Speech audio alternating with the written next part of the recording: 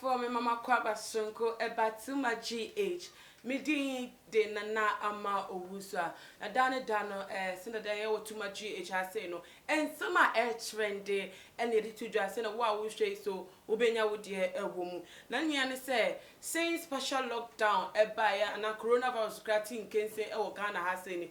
You all kinds of different lifestyles. I celebrities no. One more Elivi, one more year to social media just to release boredom now. One more going to do out the lockdown. And now you say, it be a fronting one more rooms, one more bedrooms, no, one more living rooms, no. It be fronting one more dress sense. Just say, you who never be lockdown. Revelations the baby brain, never be a nay who that the end said that no.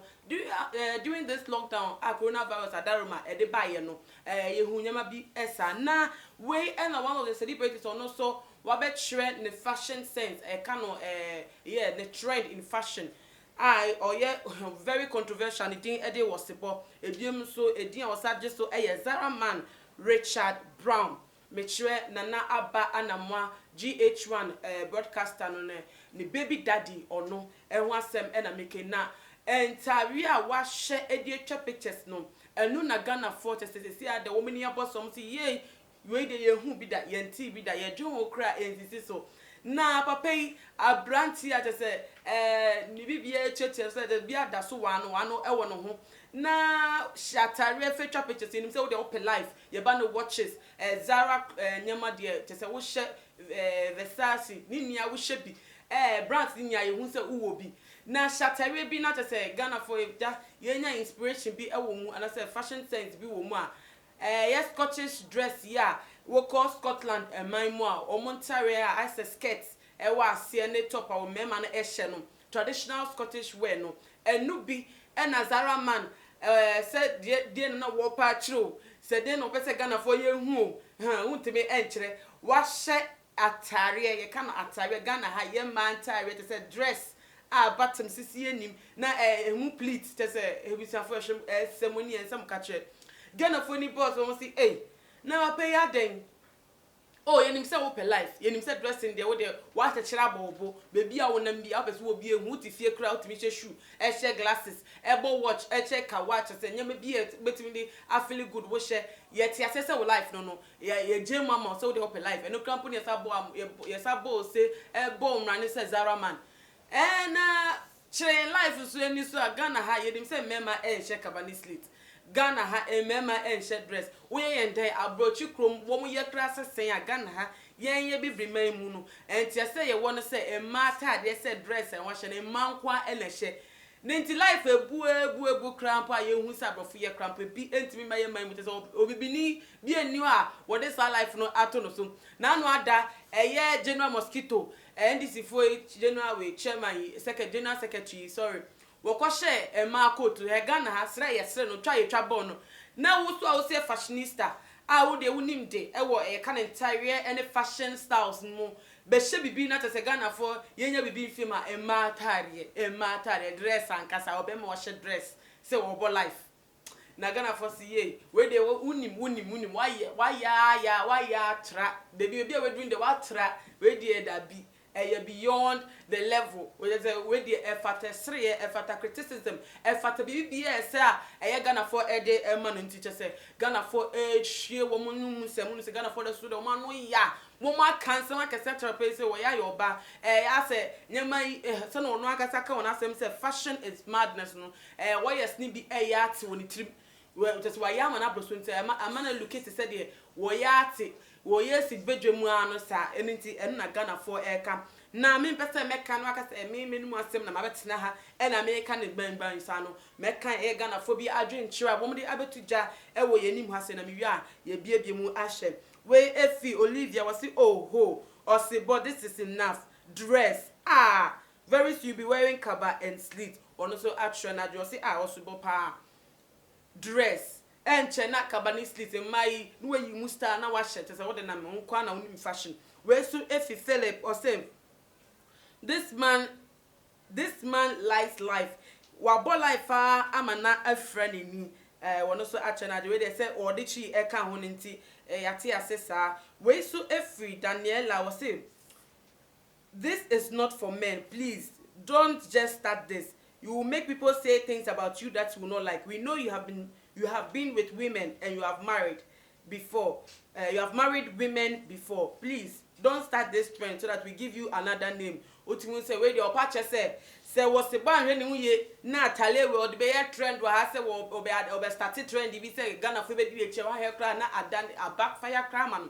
Na Ghana for a din bi a Ghana ha ye ntum ye e be tag no say ye gay o so ye LGBT new untimi chiro say ye osebo already ye na the fashion sense no e ya atra line we so dia what dia ba e free Jackman was say hey this your dress class self is short you hold purse attache wear stretch under so that we see that your look is complete we also action at you say also but dress now wash and cry say you short be ya she stretch she ase na nita wo purse na she wo shoe na fa na tini wo say say what tie si dwoma akasa no no enu ti dia wo de be de ense kwan mu kura say Ghana for de dodo na comment e ba nia otum say da pa twapa no o ma so ma no say wo mo de be ma papa yi ma me fa mienu bi na me fancy ho we su efri onset go was say osebo this is not a lifestyle of an osebo.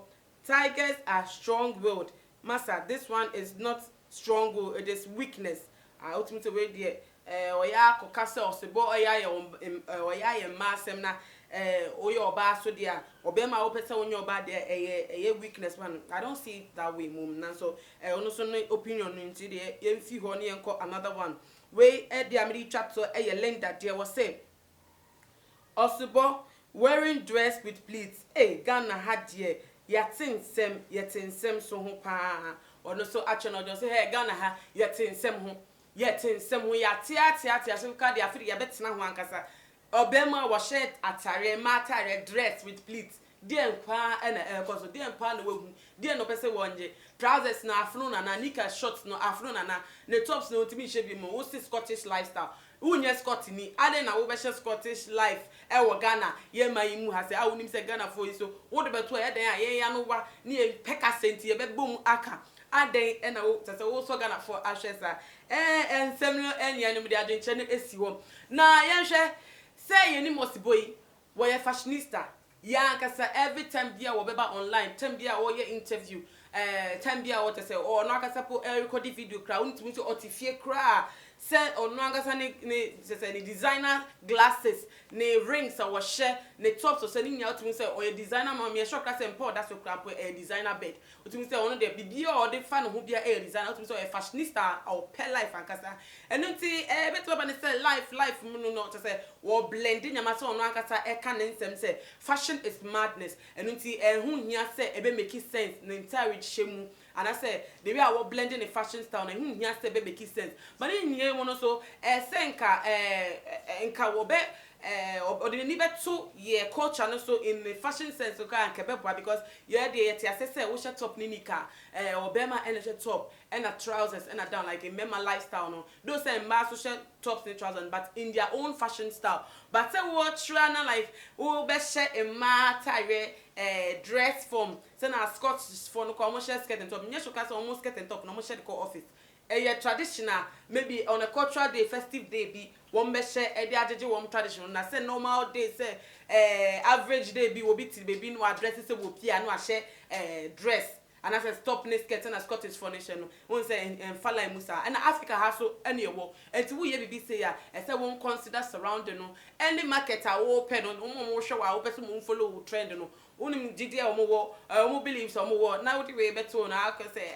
ase won say ade na nyati ati nke say na say ati afi line no so e de ni emu no ye hwe de be fi ma ba say wo be sana no na so we ba bonte abe address ne entire shemu address na wo share ye no yebeti yedeni ebedi echi ne befi ma bebia no yede betu da ewo tuma GH asese na mo nso a mo hwe mo benya bi efim na so ne niemu na me hia wo comment ba de wo dwen efa eye abrante osebo ana ebiem ne friend Zara man Richard Brown ne taria ne fashionista dresser wo hyeye edi pie ya atese we twa ho picture de betu Instagram and kafo kan wasem de wo dwen fa ho bia obetumi edi atudwa ewo tuma GH comment section ma wo fi se wo be share video we na ebiem so wa like na wa subscribe se won subscribe ya me din edina na ama owusa aha ene mrebe ma me kwan ama me dwumedi no esi channel so nyame yen adoma ye besa eje hye biem bye.